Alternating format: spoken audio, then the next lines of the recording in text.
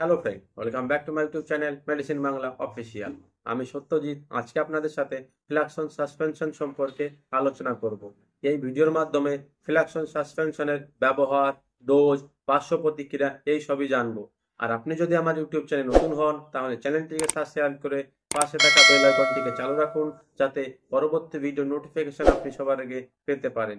তাহলে চলুন আজকে নতুন কিছু জেনে আসি। প্রথমে ফ্লাকসন সাসপেনশন সম্পর্কে কিছু জানবো।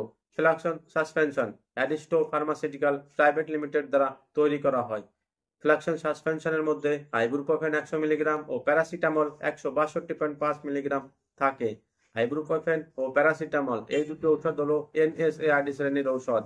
ফ্লাকসন সাসপেনশনের প্রতি 5 ml 100 মিলিগ্রাম আইবুপ্রোফেন ও 162.5 মিলিগ্রাম প্যারাসিটামল রয়েছে। আইবুপ্রোফেন অ্যান্টিপাইরেটিক, অ্যানালজেসিক ও অ্যান্টি ইনফ্ল্যামেটরি অর্থাৎ ব্যথা, জ্বর ও ফোলা কমানোর জন্য ব্যবহার করা হয়। আর প্যারাসিটামল অ্যান্টিপাইরেটিক ও অ্যানালজেসিক অর্থাৎ ব্যথা ও জ্বরকে ঠিক করতে ব্যবহার করা হয়। ফ্লাকসন সাসপেনশন 1 মাস থেকে 12 বছর পর্যন্ত শিশুদের বা বাচ্চাদের ব্যবহার করা হয়। ফ্লাকসন সাসপেনশন আপনার আশেপাশে মেডিকেল স্টোর যদি আপনি না পেয়ে থাকেন তাহলে আপনি এর জায়গায় কম্বিফিলাম, আইবুজেসিক্স প্লাস, আইবুকাইন প্লাস, আইমল প্রভৃতি নামেও যে কোনো মেডিকেল স্টোরে আপনি পেয়ে যাবেন। এদের ব্যবহার, ডোজ, পার্শ্ব প্রতিক্রিয়া সব একই হয়। তাহলে চলুন জেনে আসি যে ফ্লাকসন সাসপেনশনের ব্যবহার কি কি। ফ্লাকসন সাসপেনশন জ্বর, মাথা ব্যথা, শরীরে ব্যথা, কানে ব্যথা, দাঁতে ব্যথা, চোখে আঘাত লাগার কারণে কিংবা সংক্রমণের কারণে ব্যথা হলে ফ্লাকসন সাসপেনশন ব্যবহার করা হয়। এছাড়াও ছোট বাচ্চাদের দুধের দাঁত পড়ে গিয়ে যখন নতুন দাঁত আসে তখন ব্যথা ও ফোলাকে ঠিক করতেও ফ্লাকসন সাসপেনশন ব্যবহার করা হয়। আবার শরীরের কোথাও ফোড়া ফুঁসি হলেও সেক্ষেত্রে ব্যথা ও ফোলাকে ঠিক করতে ফ্লাকসন সাসপেনশন ব্যবহার করা হয়। ফ্লাকসন সাসপেনশন বাচ্চাদের পেটে ব্যথার জন্য ব্যবহার করা যায় না। তাহলে চলুন জেনে আসি যে ফ্লাকসন সাসপেনশন ব্যবহার করার পরে কি কি পার্শ্ব প্রতিক্রিয়া হতে দেখা যায়।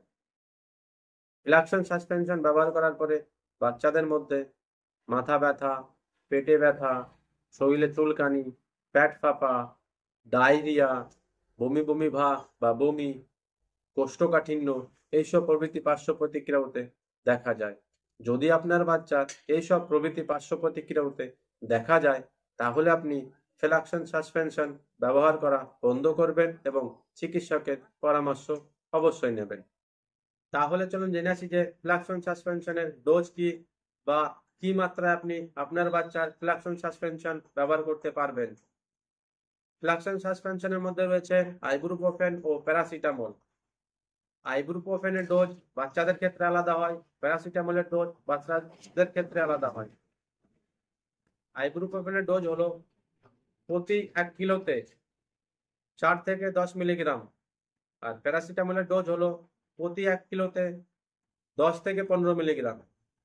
ধরুন কোনো বাচ্চার ওজন 5 কিলো, সেক্ষেত্রে আপনি আইবুপ্রোফেন 50 মিলিগ্রাম ও প্যারাসিটামল 75 মিলিগ্রাম দিতে পারেন 2 থেকে 3 বার। এর আগে আমি বলেছি যে ফ্লাকসন সাসপেনশনের প্রতি 5 ml ibuprofen 100 milligram, paracetamol 162.5 milligram থাকে। তাহলে আপনি ফ্লাকসন সাসপেনশনের থেকে 2.5 ml করে দিনে 2 থেকে 3 বার দিতে পারেন। এছাড়াও বাচ্চার বয়স, ওজন ও পরিস্থিতি অনুযায়ী ফ্লাকসন সাসপেনশনের ডোজ পরিবর্তন হতে পারে। তাহলে চলুন জেনে আসি যে ফ্লাকসন সাসপেনশন ব্যবহার করার সময় কি কি সতর্কতা অবলম্বন করে ব্যবহার করতে হবে। যদি কোনো বাচ্চার কিডনি, হার্ট ও লিভারের সমস্যা আছে তাদের ফ্লাকসন সাসপেনশন ব্যবহার করবেন না। আইবুপ্রোফেন ও প্যারাসিটামলে যদি কোনো বাচ্চার অ্যালার্জি থাকে তাহলে আপনি ফ্লাকসন সাসপেনশন ব্যবহার করবেন না। ফ্লাকসন সাসপেনশন আপনি কখনোই ওভারডোজ মাত্রায় ব্যবহার করবেন না। এইসব সতর্কতা অবলম্বন করে যদি আপনার বাচ্চার আপনি ঔষধ দেন তাহলে কোনো ক্ষতি হবে না। এই ছিল আজকের ভিডিও। আশা করি ভিডিওটি আপনাদের ভালো লেগেছে। যদি ভিডিওটি ভালো লেগে থাকে তাহলে ভিডিওটিকে লাইক করুন, শেয়ার করুন এবং চ্যানেলটিকে সাবস্ক্রাইব করে আমার পাশে থাকুন। আজকে এই পর্যন্তই, আপনাদের সাথে দেখা হচ্ছে পরবর্তী ভিডিওতে। আপনারা সবাই ভালো থাকুন ও সুস্থ থাকুন।